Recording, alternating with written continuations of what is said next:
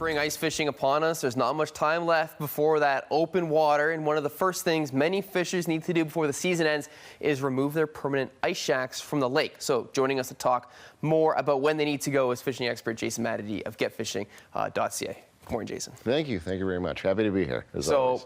Talking consequences, other than the obvious, there's leaving your shack on the ice past the deadline, there's more. Yeah, absolutely. Essentially, there's this dividing line. It's Highway 16, goes right through Saskatoon and Yorkton and through North Battleford. Everything south of there, you need to get your shack off by March 15th is the deadline, and everything north of there is March 31st. And really, we have the opposite problem of things are starting to melt, things are starting to get soft, and if you didn't move your shack over the course of the winter, it might be frozen in, so you might have a heck of a job chipping it away just to get it to move. Yeah, we're starting to see the temperatures really increase.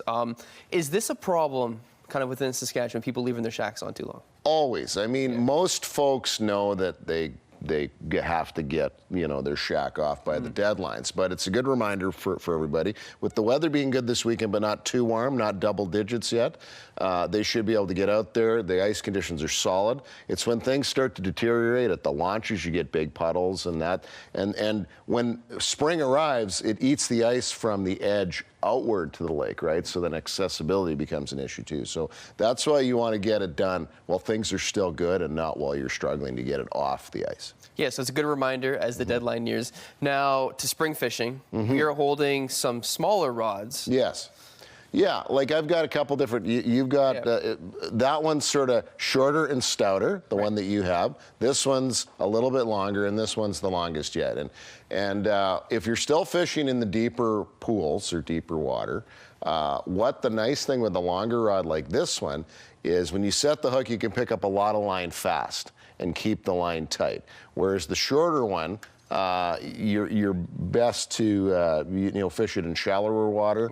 Okay. And it's got, I call these ones the finishing hammers, and I call that one the sledgehammer in a way. And the reason is because bigger hooks, and you need to really set the hook hard. And if you've got more firmness in the rod tip, that's going to push those hooks in a little bit deeper. Those bigger hooks. You kind of need more of a hammer, if you will, something that thuds as opposed to something that taps like these ones. So what's biting right now?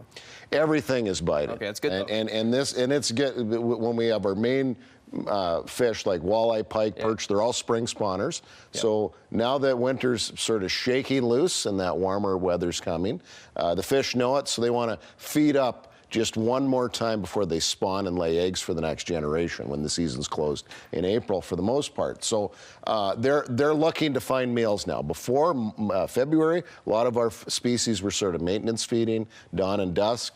But now, as I say, with the water warming, they know they need to nourish their bodies for the big spawn.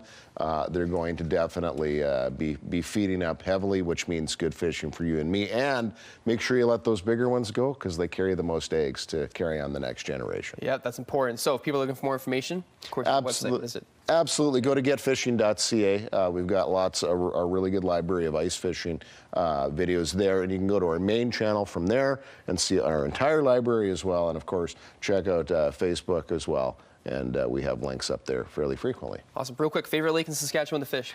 Oh, that's a tough one. I almost want to say maybe Lake Diefenbaker because of the variety that it has. There you go.